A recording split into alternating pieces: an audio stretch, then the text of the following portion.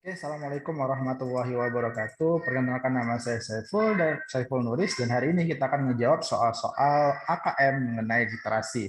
Nah, pada soal AKM tentang literasi, biasanya itu di sini ada teks, terus kemudian di sini ada option jawabannya. Nah, untuk AKM ini sendiri ada salah satu model soal yaitu tipe fakta dan opini. Kita disuruh memilih eh, eh, option ini yang pertama fakta atau opini, yang kedua itu seperti itu juga dan seterusnya. Nah, yuk apa itu fakta? Oke, kita bedah dulu apa itu fakta. Fakta itu adalah sesuai kenyataan gitu. Jadi biasanya itu dia ada datanya valid seperti itu.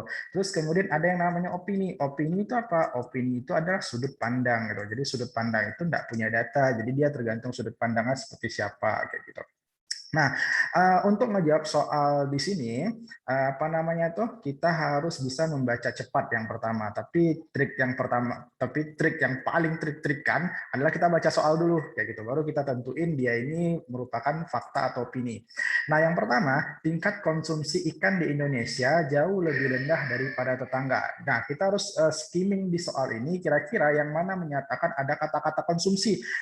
Harus skimming. Skimming itu artinya baca cepat, gitu. Oh, ada kata konsumsi, maka kita bahas saja di fokus di paragraf kedua ini saja.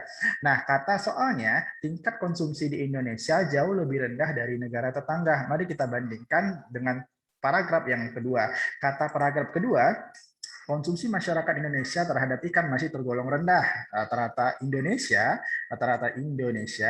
Indonesia punya data sebesar berapa? 41 kilogram per tahunnya. Beda dengan siapa? Per kapita. Meski mengalami kenaikan dibandingkan dengan tahun-tahun sebelumnya, yaitu 37 sampai dengan 38 per kapita. Terus kemudian angka ini masih sangat jauh dibandingkan dengan tetangga negara kita, ya tetangga kita seperti Malaysia.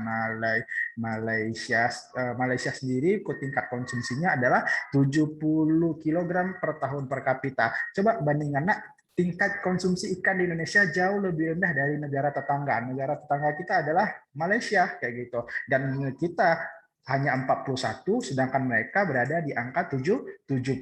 Berarti dengan demikian, tingkat konsumsi ikan di Indonesia jauh lebih rendah dari negara tetangga berdasarkan data yang ada pada teks. Ini merupakan fakta. Oke, selanjutnya pendistribusian ikan tidak berjalan baik. Nah, kalau ada kata-kata tidak berjalan baik, apa ada kata-kata seperti ini, nah ini bisa disebut sebagai sudut pandang. Kenapa? Karena menurut siapa dia berjalan tidak baik, kayak gitu. Apakah menurut si A, menurut si B? Nah, maka karena ini merupakan sudut pandang, ini merupakan opini, kayak gitu. Paham ya? Sudut pandang adalah opini.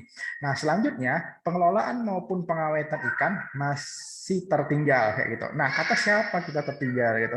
Apakah kata si A, kata si B? Nah, dari mana Bang tahu nggak ada kata siapa-siapa? Coba perhatikan, ada nggak teks di sini? Kita baca skimming secara cepat. Ada nggak yang mengatakan pengelolaan ikan kita masih tertinggal? Ini merupakan potensi. Ini berbicara mengenai konsumsi. Ini alasan kenapa dua hal di atas bisa terjadi. Berarti karena dia tidak berbicara mengenai pengawetan, maka ini termasuk opini. Jelas ya. Nah, yang terakhir, potensi ikan di Indonesia hampir mencapai 10 juta ton. Mari kita lihat ada nggak kata-kata potensi di awal ini. Oh, ada potensi di sini. Mari kita baca. Potensi sumber daya ikan di Indonesia selama ini dikenal sangat berlimpah. Kementerian Kelautan atau KKP mencatat potensi sumber daya ikan saat ini mencapai 9,9 juta ton. Kalau 9,9 juta ton berarti punya potensi sedikit lagi, hampir bisa dibilang hampir 10 juta ton. Maka ini merupakan fakta. Maka untuk yang option pertama adalah fakta, option kedua adalah opini, ketiga opini, dan keempat adalah fakta. Ada pertanyaan sejauh ini?